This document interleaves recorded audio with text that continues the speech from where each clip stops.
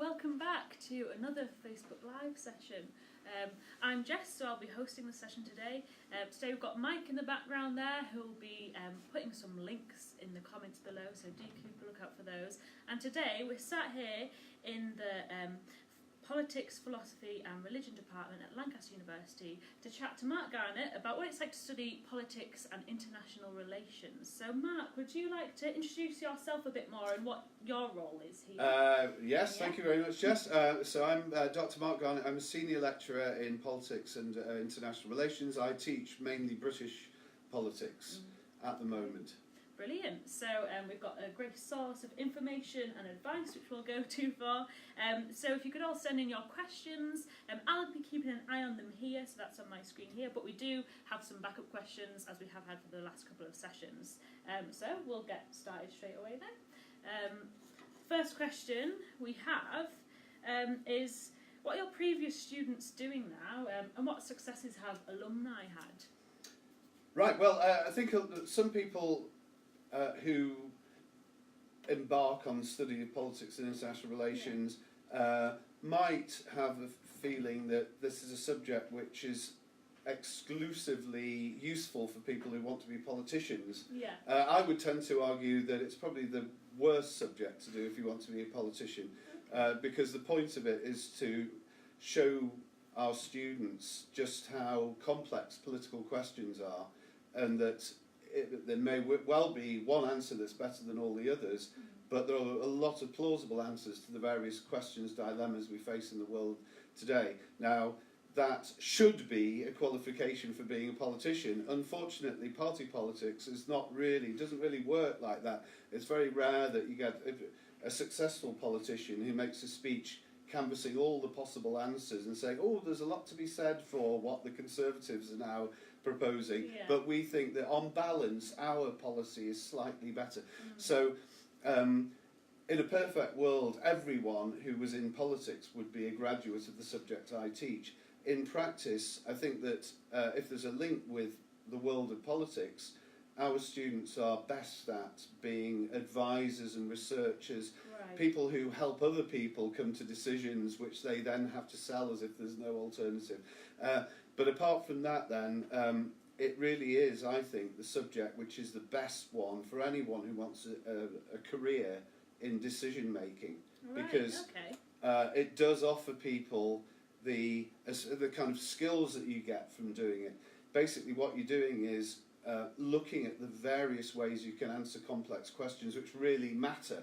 In other words, these are questions which are very controversial, and at the moment probably the world has got more controversy in it than virtually ever before, and more misleading information than ever before. And so if you're good at making decisions in that if you're good at appraising the various arguments that people put forward and coming to the conclusion which is the best, then when you go into the workplace later, you'll be at a big advantage compared to other people who haven't had that particular training. So, in other words, our students go into all kinds of different careers. I keep in touch with an awful lot of them through this LinkedIn thing, which one of these social media things, and I get constant updates, and some of them are political researchers or whatever. Some of them have got jobs in politically related institutions, the European Parliament, the UN, whatever. Some people go into teaching, and history and politics are very closely allied areas, so there's lots of opportunities in teaching.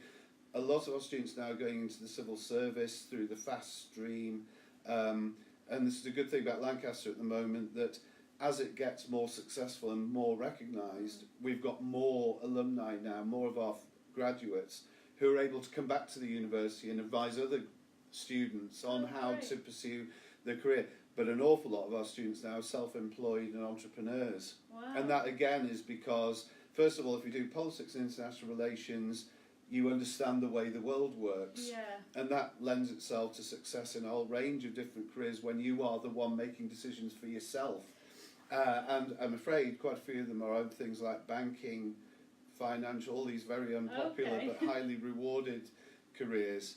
So it's really, it rules out nothing. It rules out it rules in nothing specifically. It's not a vocational career in the way, and not a vocational subject in which some subjects might be seen to be, but equally it's an advantage in everything where you've actually got to be on the spot and making big decisions. Yeah, and as you were saying, that strong and key skill of decision making that can go into so many different things, as we've seen. I think a good follow-up to that would be to see, you know, your students who apply to the subject, do they typically have an idea of what kind of career they'd want to get into, or does that vary a bit? I think most of our students, and this could be just my bias, but I think most of them think that if you do a degree in politics and international relations, or any of the other courses which are joint honours courses which include politics and international relations, what you'll be doing at university is turning your hobby into a qualification. A lot of our students just have a passion for the subject, and I'll say it now, I was going to say it perhaps if other questions came up, but you don't need to have studied politics, and a lot of schools and colleges find politics a difficult subject to teach at A-level, especially as it's now more and more controversial. How do you teach it without seeming to be biased one way or another? And therefore we have lots of applicants who just are obsessed with the subject. And so I would say the majority of our students just get the feeling that they're going to enjoy the intellectual side of their study, and sometime during the 3 years a door will open, or a light bulb will. One of my students 10 years ago now went to he had no idea what he wanted to do even up to graduation, and then he decided he was going to go to China and become a teacher of English as a second language. And that was partly because he understood the world, and obviously bits about China as a rising power and an interesting power, whatever. He didn't speak a word of Chinese, but he went over there and he taught himself on the job, as it were, to speak Mandarin, and he now works for a university recruiting other people to do what he did. So these are people who really have no fears. You know, doing this kind of thing, it may well be that the world appears at the end of your course as a very disturbing place, but you at least know what the hazards are. You don't want to take unnecessary risks, but you realise what are worthwhile risks and what aren't. And that was just one particular example of the kind of things our students do. Yeah, and I liked what you said there about turning your hobby into a qualification, and if that student you were talking about, you know, maybe if they didn't pick that hobby and turn that into a qualification, that might not have opened the doors, or it might not have switched on those light bulbs, you never know. Absolutely, well, he clearly had a bent towards, he was a natural teacher, but he did something really zany because he knew an awful lot more about the world than he had done when he first applied. Brilliant, awesome. I'll just quickly see who's tuned in. Hello to anyone who has just joined us. We've just been chatting a little bit about what previous students of politics and IR are doing now, and the answer is that's a very broad range of things, and the key thing we've been chatting about is the skill of decision making that you can get from the degree. So if you are watching after this is live, you can scroll back and find out more about that. But for now, then we'll move on to another question, see what topic that brings up. Great, so the question is, with politics and IR being quite a broad subject, as you're saying, it's about the world, so it can cover lots of things. What kind of topics do you teach? Right, yeah. Well, what we try to do is to cover those areas which the students are most interested in, should we say. And so, well, just for example, a couple of years ago, we realised that American politics was entering rather an interesting phase, and so we taught a bit of American politics in the first year, but that was it, and that was really quite odd. And so I kept arguing that we should have somebody teaching a lot more courses on American politics. And so just about the time when Donald Trump was running for president, we advertised for a post in American politics, and we now have an incredibly Richard Johnson is an incredibly dynamic and popular colleague, and he does courses in the second and third year on US politics. So in other words, and the other thing that's happening in the near future is we'll be having somebody here to teach Russian politics. And in the 1980s, not the 1880s when I was a student, the 1980s when I was a student, Yeah. everyone had to do the Soviet Union, whether they liked it or not. And then suddenly, at the end of the 1990s, when at the end of the 1980s, when the Berlin Wall fell or whatever, suddenly from being compulsory in every university, the study of that area of the world became quite rare. You know, and so we're going to have Russian politics. So we try. I mean, what we'd really like to do is have people with expertise on a place like North Korea. We don't have that just at the moment, but we do have a big expertise in the Middle East. But we also do things that are a lot more mundane, but I think incredibly exciting, too exciting at the moment. Like I teach the politics of the United Kingdom, and also kind of Britain in the world, sort of, you know, Britain's role in the world and how it's changed over the years. And we have European politics, which includes the unmentionable European Union. And so what we do is politics and international relations. So we look at what happens within political institutions like states and things like the EU. And then we also have international relations, which is what happens between those political units, as it were. And that obviously now includes non-state, as the jargon puts it, non-state actors, like terrorist groups, obviously, but also international finance. We have a lot of what we call political economy, which is basically trying to give our students an insight in into how economic things, which may seem dry and boring, are actually incredibly important to understanding how the world works. Yeah, so quite understandably, it changes with the way the world changes, and it's keeping up to date in what the students are interested in. It does to an and obviously, alas, trouble starts. I mean, obviously at the moment, as we're speaking now, seems some of the heat has gone out of it, but there have been new clashes between India and Pakistan over Kashmir, and we teach that kind of thing more generally. So we have courses on conflict and conflict resolution, and that tends to, again, regrettably, kind of have to keep up with new conflicts that are emerging, and also looking at conflicts which have been resolved. So Northern Ireland, again, at the moment is a place which is under the spotlight, but it used to be exclusively a subject where you would study the conflict.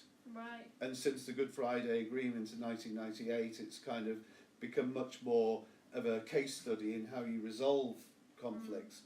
So there's never a sense in our discipline of things standing still.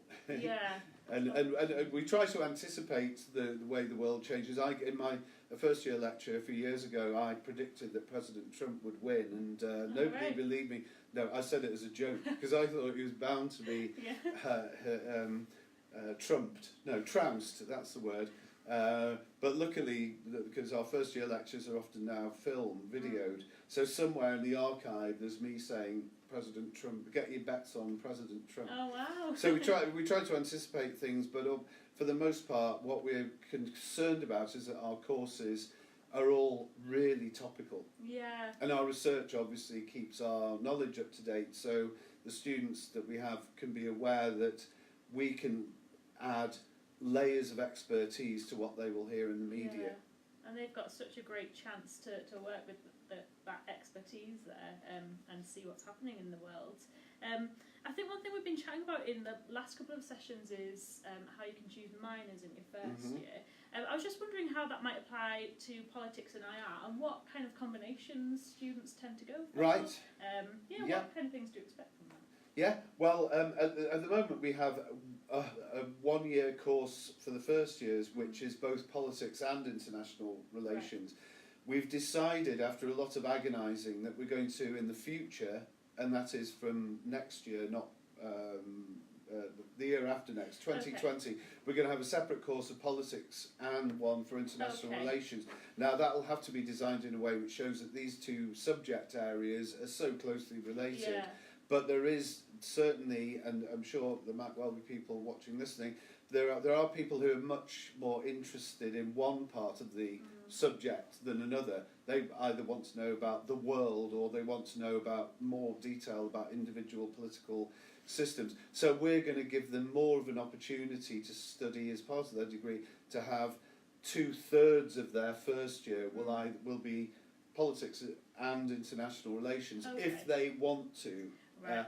But that still leaves them with another option, because we have a 3-subject first year. History is by far the most popular, but also economics, philosophy, religious studies, sociology, English. I mean, we have a lot of people doing geography, because nowadays the way human geography is taught is really very close to politics. Quite a few people who do our subjects in the first year end up doing joint honours, geography and politics, because they see how close these 2 subjects are. So we have lots and lots of different combinations. Some are a lot more popular than others. I would say probably history is the one where we have the most in common. But here there are very few barriers put up for anyone who wants to study any combination. It's just some subjects, the ones where you have to be in a laboratory quite a lot of the time. Some of the sciences are quite difficult to combine with us. But we try to make it, we have a fairly new degree in management and politics. And so that's in the management school, a big part of our campus. And so we're always looking for new combinations. We have a law and politics degree now. So it's really whatever you want to do. It's very unlikely. Most people's preferences will be catered for. And I really like our system of the first year, because people come here and they're not sure of what they might think they're sure of what they want to do, but after a short time they might realise, certainly those who are not doing politics and IR might think, oh, I've made a mistake here. I've heard all my friends go to politics and IR lectures and they come out laughing, shouting and punching the air and say, that's changed my life. I want to do politics and IR. Well, at Lancaster, the options are far more. The flexibility means that you can change course within a certain length of time of starting it, and if you like doing a subject in your first year, you can continue to do it in part at any rate for the second and third year. So it's nice to have that flexibility then for students, even if they do know what they want to, they have an exact idea of what they'd like to study, or maybe if they're a bit unsure. But equally at the end of it, they've been able to match subjects in a sense and have them complement each other. That's so it, it's really exactly. beneficial, And all the things I've mentioned, there's a big complementarity or whatever. They go together very well. Great, brilliant. So if you have just tuned in, we've just been chatting a little bit about what kind of subjects and topics you could expect to cover in politics and IR. If you do have any questions about the specific topics mentioned there and how they're taught, do send them through. Mike's been putting some links below, so you can follow that through to find out about the PPR page there and just a little bit more about the courses available. With that, let's move on to the next question. So next up, we have the question, what do you need in order to apply for a place on this course? So what are the requirements? Yeah, well, people get made offers. Nowadays, there's been a big trend of universities to try and push their requirements up. And we haven't been immune from that, but the official requirement for some courses, there's a bit of variety. And some people get made unconditional offers on the basis of what they've done in the past, their personal statement, and what the school or college thinks they're going to achieve. That's something that is always under review, whether it's a good idea or not. I much prefer conditional offers, because I want people, this is a qualification, A-levels, that's going to stay with them, or whatever qualification, the equivalent of A-levels, it's going to stay with you forever, so you really ought to have an incentive to do the very best you can. And giving somebody a place may give them an incentive to spend more time on social media or whatever young people nowadays do, which of course is an extremely worthwhile thing to do. We are on social media. Don't make, yes, exactly. Well, the more social media, the better, in my view. I'm not at all old-fashioned. Nobody's ever mistaken me for a dinosaur. Where were we? So usually the maximum requirement is AAB for some courses. ABB is a much more usual one, but the main thing that you need is a passion for the subject. And if somebody makes us there, also what I think the qualification for coming here, the second most important, is a love of what Lancaster has to offer, because I Yeah. think it is really quite a distinctive place, and there's a distinctive kind of Lancaster student. Yeah. And if you feel you'll be happy here, I as admissions tutor for my subject, I want these people to come. So especially if you make Lancaster the firm choice, 3 Bs or the equivalent of ABC, something like that, that almost invariably gets you a place. Great. And I can't see that that's going to change very much. Our department has been expanding. People like Mr. Trump has made more people interested in politics. Yeah. Thank you, Mr. Trump. Everything else is forgiven. Well, no.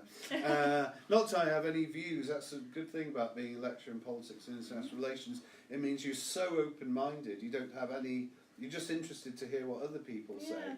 You haven't got any opinions of your own. And so Brexit, for example, I understand some people are quite passionate about that. I just like listening to other people's views. But anyway, so if you've got a passion for the subject, if you're the kind of person who, when you've finished your lectures and your seminars, you still want to go online and look at what people are saying, and you're devouring the content of newspapers, whatever, then that's the main requirement for being here. But there are these kind of official requirements which, alas, universities now have to have an eye on. But I would like to be anyone who wants to come here, who can do a personal statement which shows a passion for the subject, then if it was just left to me, I would just give them an offer on the spot. Oh, great. Well, I'm glad you mentioned that, because we will be talking a little bit about personal statements and how to boost your interest in the subject a little bit later, so we'll touch more upon that. But as for like grade requirements for different courses, I'm sure you can find those online on the course pages which Mike has put below. Something else I'd like to draw the viewers' attention to is you're talking about Lancaster and just, discovering Lancaster for yourself and seeing if that's for you. We've got some open days coming up. So Lancaster have some open days that are coming up in summer. There's the 29th of June, 13th of July, 7th of September and the 14th of September. And that's just a great opportunity to see if Lancaster as a university is fit for you. It's a great chance to speak to student ambassadors, to meet people on the course that you might be interested in. So do check those out. Mike will be putting the link below, and it's lancaster.ac.uk/study/open days. And you can just find out more. Brilliant then. We'll move on to our next question after that. Okay, this one might be a bit similar to the things we were talking about there. What advice would you give to young people studying their GCSEs who are unsure what subject they'd like to choose? Right, well, I think I have to make the answer kind of specific to us. And the answer is do what you think you're going to enjoy the most, because you'll do best in the thing that you're going to enjoy the most. And we don't have any economics. You need to have achieved a certain grade in mathematics, so there's kind of a requirement for that. But for us, and in particular, if I get to see applications from people who've been doing 3 sciences at A-level, then my heart does a little jig of joy, because clearly these are people who've come over from the dark side into the light. And a lot of very eminent political writers have in fact had a science background. And there are obvious subjects that lend themselves to politics and international relations, but as I've said before, politics itself, you don't need to have done it. All you need to be is somebody who loves the subject and kind of isn't content with accepting other people's views without any further investigation. Somebody is always wanting to know more. So in other words, and again, this is the thing about social media, which I think is quite a regrettable thing, is it's quite possible to spend a lot of time on social media and just getting links to websites which will be saying exactly the same thing as the first one. You know? I mean, in one sense, the internet is a great tool for people with open minds, but it's a danger that it's going to encourage people with closed minds not to open them. So somebody who would send, for example, a personal statement saying that they read the Guardian newspaper and the Daily Telegraph newspaper, to get as many different viewpoints as possible. That's the kind of person we want.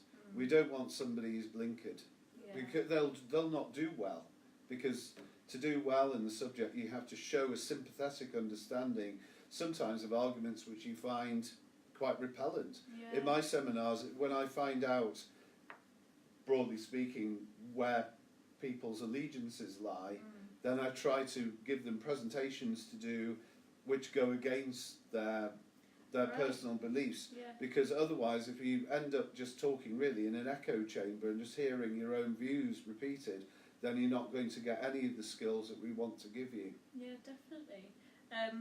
And you were talking a little bit about students who love the subject and just you talk about students coming over from the dark side into a subject that they love and enjoy. It'd be interesting to hear from yourself. How did you know the subject was for you? Like, how did you get into it? Were there any light bulb moments? Yeah, well, it's strange. I mean, I don't like being all that anecdotal, but but I was originally at school going to do. I was being prepared to go to Oxford to do English literature, and I decided in those days you had to do an entrance exam, which my school just couldn't prepare me for, and parents thought, well, maybe it was not the right avenue, and so I just took a year out. And when I ended in that year out, I realised what I've said before, that I love politics so much that it would be stupid not to do it as part of my degree. And I did have a passion also for history, so I did history and politics. Right. And it kind of found me in the end. But if I had stuck to my initial course, I'm certain I would have got an inferior degree, because the subject, its appeal, and this is with no aspersions being cast on people who love English literature. I love it, but I don't want to write essays about it. I want to enjoy great literature, and I still do. But if I was having to write essays about it, I'd probably have lost my love for the subject. Yeah. Well, I kind of did. So history and politics, that kind of thing. If you want to find out how we've got here or where we are, I think the two questions are inseparable. You can't understand where we are unless you know about how we got here. Yeah, definitely. But the main thing, obviously, then, the preference of politics is because if I've got a choice, if I had to choose one of those things to know about, I'd rather know where we are than how we got here. Yeah, I mean, as an English literature student myself, I graduated in English literature. I totally agree with Move that. away from the dark. And if you're going to study something for 3 years, it's got to be something that you feel you could write essays about, and you feel, if you get out of a lecture, you even want to research it more because you're that passionate about it. So. And my point about having taken a year out at Lancaster, it's as if you've got that choice while you're studying. Bit of breathing room. You can, in the first year, you look around you and you say, I love this subject at A level. I'm not so sure I like it at degree level, and at the end of my first year, I'm qualifying myself for more than one degree if I choose to take up these other options. So it means you don't have to take that year out working in a bookies, which I did. Okay, well, great. Thanks for that. Which is highly lucrative. Well, brilliant. For those of you who've just joined in, we've just been chatting about what kind of advice might be given to young people who are unsure what they'd like to study in the future. I mean, we've heard a little bit from Mark's experience, how you chose the subject for you. So we'll move on then to our next question. What we've got coming up is, it's quite a simple one. What do exams and assessments look like in the subject? But sort of relating to the audience that we tend to work with, how might it differ from A-level or school? Yeah, right. Well, it's probably a bit unfair to say that A-level doesn't encourage you to be critical.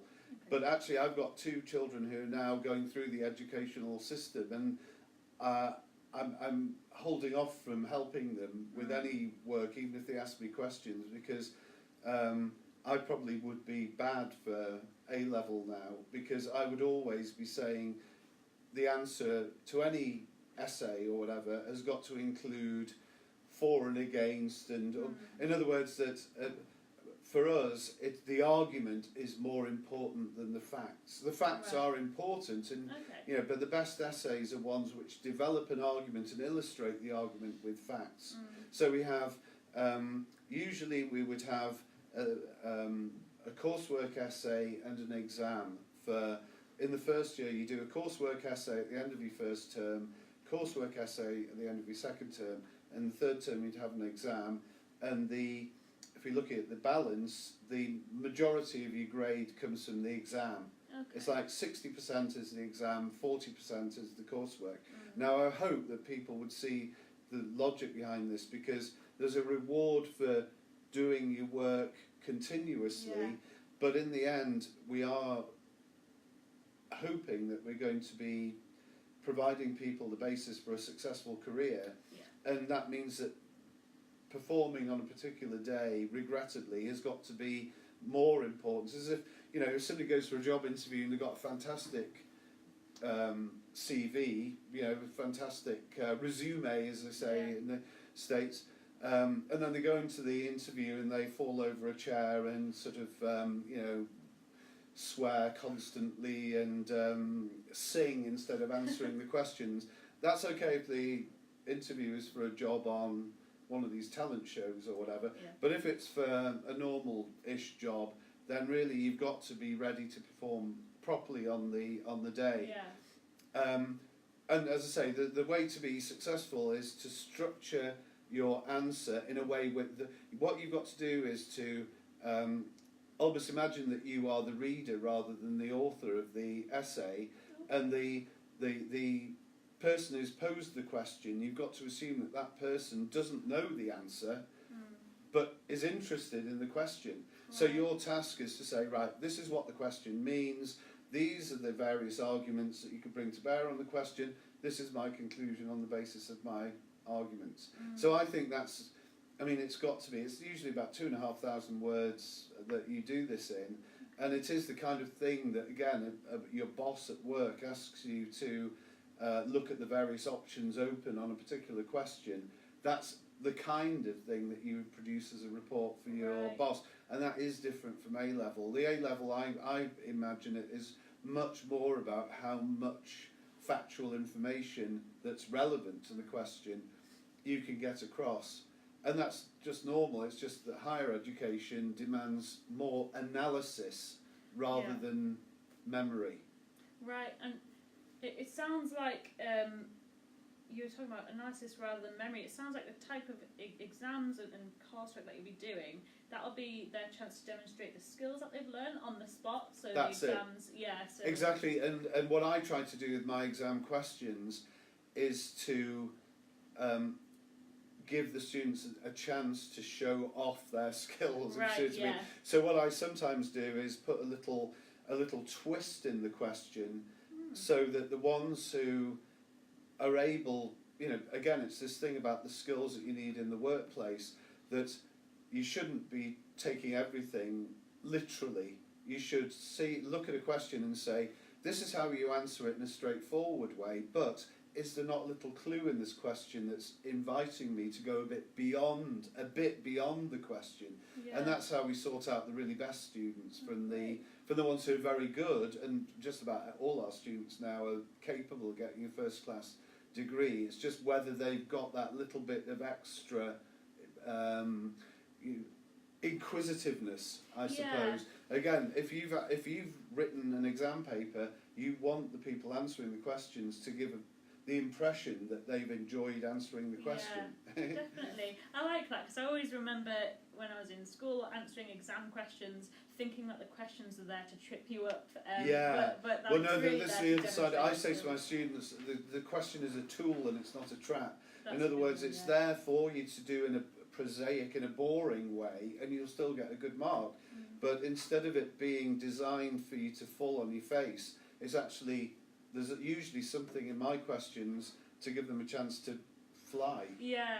Great, brilliant. So for anyone who's just tuned in, we've just been chatting about what exams and assessments look like in this subject, and also how that might differ from the exams and assessments you might be used to in school or college. We'll move then on to our next question. We've got about 3 left.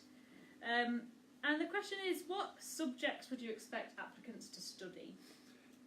Right, so we've kind of gone on about this before. Do whatever takes your fancy, honestly, because I think that at this earlier stages of education, having too much focus on things, I mean, obviously some people think they've got their careers mapped out for them. And there are certain professions where you do have to be very, very careful. Given that politics isn't so narrowly vocational, I would just say you should really use your education at all stages as an opportunity to develop your skills, whatever. You do that best when you're enjoying yourself. So if you're tossing up, if you're saying, I really ought to do maths, I've got nothing against maths, incidentally. I've got no opinions on anything. But let's just say this is a hypothetical example. I really ought to do maths A level, but it'll be uphill work, but I'll have to do it. If your alternative would be something like history or politics, and you say, well, I can still do that in my spare time. I could read a history book. Why are you doing maths? Why are you pushing a rock uphill when you could be coasting with the subject that you like? So unless you've got a career mapped out for you already, in which there are certain things you have to do, just look at the list of options and say, can I imagine myself at the end of a year or 2 years, whatever, of study, a happier person than I was at the beginning? If so, do it. Brilliant. And that's certainly the case for us. Right. We don't. I never discriminate against anyone on the basis of what they've chosen. Yeah, great. That's great stuff to know for if you're starting to think about those next steps, what subjects you might want to study in the year ahead of you. So brilliant. Thanks for offering up that information. Next up then, the question we have is, are there any work experience opportunities on the course? Right, well, I talk more generally about Lancaster. Lancaster is offering placement years and all this sort of thing, but they're also facilitating, helping people that, to do work in their vacations or whatever. Now with us, it's a slightly ticklish subject for us because the obvious work experience, if you think about politics and IR, would be working for an MP. Lots of my students do that kind of thing, but I write them references. I don't organise these places for them, simply because I do think that would possibly lead to getting links with certain politicians and certain parties. I know other universities are less squeamish about this than I am. I really do think we should avoid that sort of thing. So our main work experience thing related to the subject, as opposed to the opportunities which the university offers for workplace placements more generally, we have a thing called the Richardson Institute, which is like a body within the department where undergraduate students volunteer and they're given tasks to do for outside organisations. Right. So, for example, government departments ask our institute, the Richardson Institute, to produce a report on a particular topic. What we will do is look at the people who've volunteered to be part of the Richardson Institute and form the ones who are most interested in that subject area, form them into a team, and they go away and do the research and write a report for an outside body, a think tank, or a government department, or whatever. And that is, for me, the most rewarding way in which you combine. I mean, obviously not all our students are going to want to go off and do research for political bodies or whatever, but it's the kind of thing that lends itself to the writing of a good job application, because you can say at the end of your time at Lancaster, if you've been in the Richardson Institute, that you were part of a team that compiled a report which was going to influence policy outside the university, which is a really big thing for any student to aspire to do. And it also tells the employer, not only were you outward looking and wanting to change the world for the better in even a small way, but you're also good as working as part of a team. Great. And in that sense, the students are given that evidence to use, once they've graduated, as, when they've demonstrated that teamwork. And they really enjoy it as well. Every year we have a kind of an exhibition of they do kind of boards showing the kind of the conclusions they've reached and the research they did, and it's a really big part of their, it's partly extracurricular, it's outside, you don't get marked for it, but even so it really helps their skills while they're doing the degree, because it's so relevant to the degrees they're doing. Yeah, it's just building onto those skills, isn't it? The Richardson Institute, that rings a bell now. I'm aware that you have a podcast. Is that yes. the same thing? Well, we a friend and colleague Simon Mabin, who's an expert on the Middle East, he and I have a regular show. It's not every week because we can't always find the time, but it's a frequent podcast that we do, which is called the Impact Narrative, Right. and that's released through the Richardson Institute and other outlets. But the Richardson Institute itself has a lot of things that you can look at online and meet, Right. Conferences and whatever. And their main interest, I would say, is the politics of the Middle East, which is, alas, perennially, it's always interesting. But it does have other things as well, and it gives a flavour of the things that we're offering for our undergraduates and postgraduates to, I suppose, project their interests onto the outside world. Great. So, I mean, if you are interested in that, you can find those resources online. I'm aware your podcast is on iTunes, and it's also up on YouTube. It's called The Impact Narrative. So And SoundCloud and SoundCloud and all the Snapogram or whatever it's called. Whatever they might be. InstaSnap. Yeah, one of those. If it doesn't exist, it should. Yeah. I quite like that Tends to InstaSnap. be the case. Yeah, you Could just be a picture of a crocodile sort of I snapping. think you need to copyright that, and Yeah. then you'll You heard keep it here first. Yeah. It's a sensation. Yeah, you heard it here first. Just watch that happen. Great. So for those of you who have just tuned in, we've just been chatting about work experience, what opportunities there are within the course itself, but also the wider university. I think we've got one question left now. We've just about got time for it. Let's have a look. So we discussed a little bit about personal statements, but just for the viewers, it'd be good to know what kind of activities, reading, or opportunities could the young people get involved in now to boost their interest in politics and things that they can put on their personal statement. Yeah, I do get asked this quite a bit, and I mean, obviously, if you are really committed to a political cause of any kind, even a political party, go for it. Throw yourself into that kind of thing and put it on your personal statement, because again,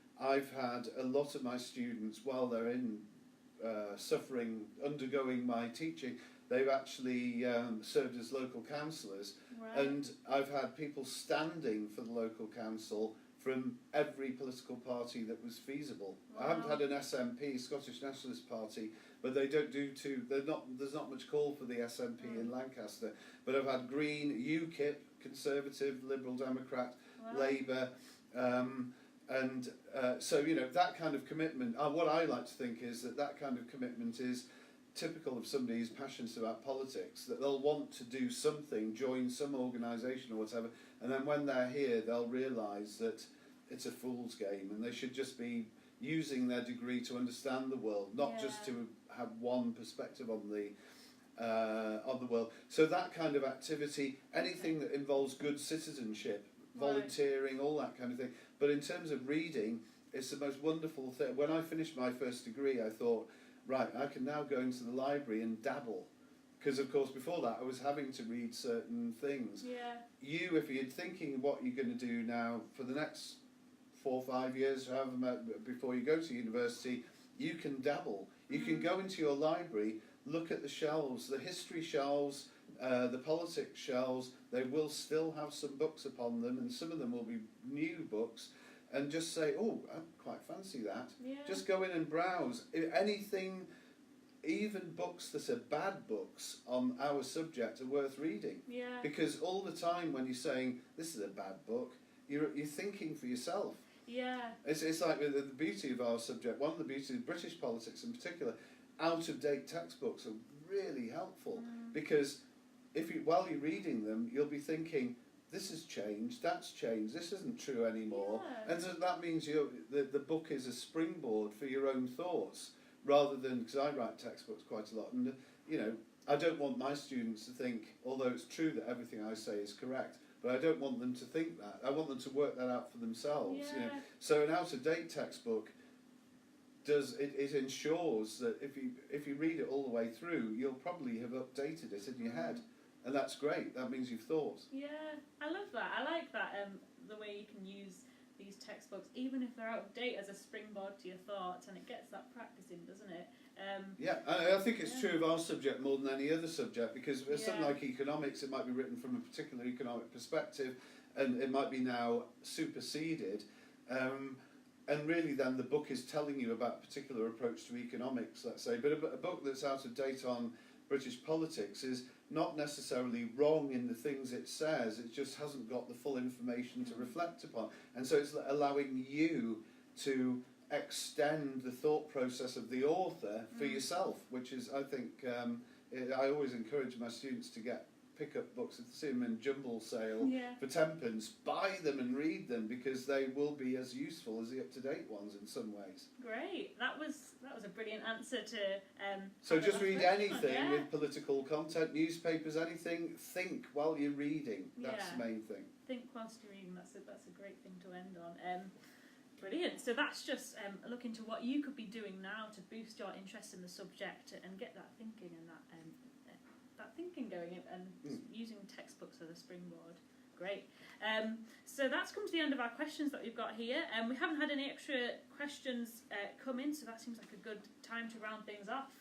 Mike's put a load of those links down there, so that includes things like the podcast and the university pages, open days. Do you have any final comments for any viewers who might be watching? If you study politics and international relations eventually or not, anyone who's watching this, I would assume, has got an interest in politics and international relations. And it is, in the end, the study of it, even as a hobby, is its own reward. Just the ability to know that the things you read about in the media, the things that you're exposed to, whatever, the feeling, the satisfaction that you can almost decode the messages we get from the outside world, means that doing politics at any level is worth doing for its own sake. Doing it as a degree means you're doing it for another reason as well, which makes things even better. But if you've got an interest, don't ever let it flag, because it's now more than ever, it's vital that people who want to find out the truth about the way the world works and countries work, these people are more important than ever. Go out and spread the message. Brilliant. A great note to end on there. Thank you again so much for coming to chat to us and answer these questions. And we'll see you again tomorrow at 4 p.m. Thank you.